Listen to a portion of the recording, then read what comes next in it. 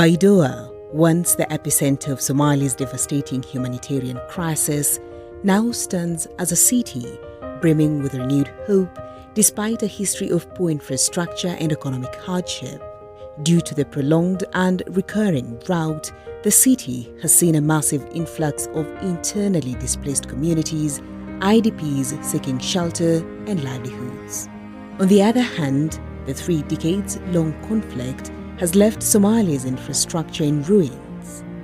In response to the crisis, the International Labour Organization ILO launched the Creating Decent Work Opportunities project to address the urgent need for employment and economic stability for internally displaced people, returnees, and local communities. This initiative, funded by German Federal Ministry for Economic Cooperation and Development through KfW Development Bank, is creating real opportunities for employment and economic growth through the construction of roads and the rehabilitation of key economic sectors such as the markets.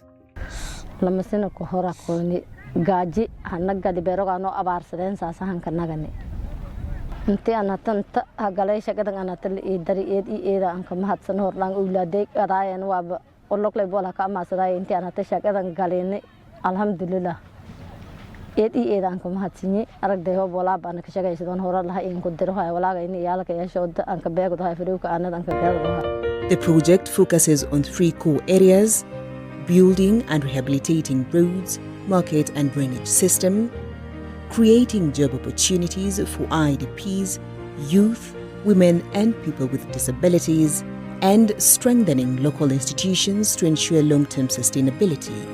Somalia is home to 1.1 million internally displaced persons, IDPs, while another 1 million Somali refugees are scattered across the Horn of Africa. Many dream of returning home, and between 2014 and 2018, nearly 87,051 refugees made their way back to Somalia, 95% of them from Kenya.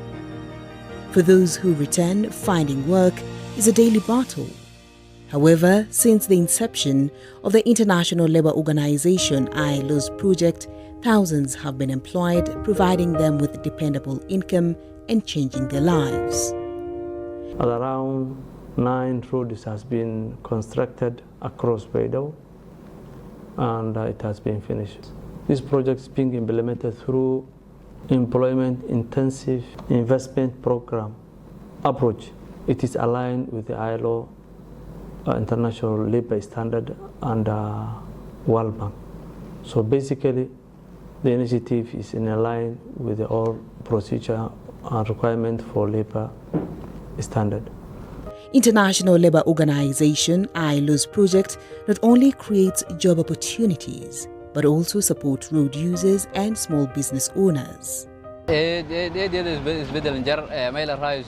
كوتي مركز هم بحث تكوني جواسي ميل رايس مركز هذا ميلن جدي ميل كان جاتي ده يو بستيو هذا فيرد لكن ميل رايس هذا ما أنتي ميل رايس وداي حالك صعب أنتي أفرتوكشن توكل كنا قدروا كيا ميل رايس سفيل اللي شغيس ولا تهال ده سيتي ميل رايس إيه ده بنايني ودده ميل رايس اللي بقى قبني ميل موتيني مرايم ولا هاينا روب هوب يوك هوب روب كوي ميل رايسيتي نايني دي جاوني إيه ده كان هلوجا أنا ساسا هفتك شيئاني هذا الميل رايس بدل كموقع ما يبغى ودينا نادي في ميل والبعض فاس موضوع كين كلاس.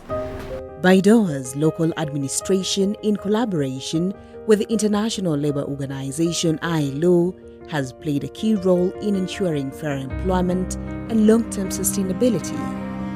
المشروع ما يبغى مهمة قارة ما يبغى ينلي مقالة بيدو مدي ما يبغى هالنفيري وصوم ما يبغى أبو راهي اسكو حركة ما يبغى بلشو إنك أو IDPs iyo dadka ma barakacayaash iyo dadka ma raayis ahlu beledka oo ma buu access badan la soo biisay magaalo ma buu yahan diiran waa walwal ma buu ma raayis oo taariikh ma buu xusu doonto waxyaabo ma buu dawladda Jarmalka ma buu ku soo biisay magaalada Baidoa eed ma buu la dhiiri geliyayo barakacayaash iyo ma raayis dadka hoos community iyo dhamaantiyo ciidanka faraxsan ma wasaaradda shaqada arrimaha bulshada ma ilaa qayb oo wax ku tirsan wasaaradda oo la raaw waaxda badqabka shaqaalaha markuu wasaaradda ma yibaa hubin fayl marwalba kormeer iyo may kala taa iyo sidii lin feeri lahay ama lin caafimaadka iyo badqabsha shaqaalaha wadooyinka ka shaqeeya marka wasaaradda qayb weyn ku qaadadaas. For many, this project has provided more than just roads. It has restored dignity, mobility, and opportunity. Thanks to International Labour Organization ILO, German Federal Ministry for Economic Cooperation and Development through KfW Development Bank, and the Somali government, Baidoa is not just rebuilding its roads, it's rebuilding hope.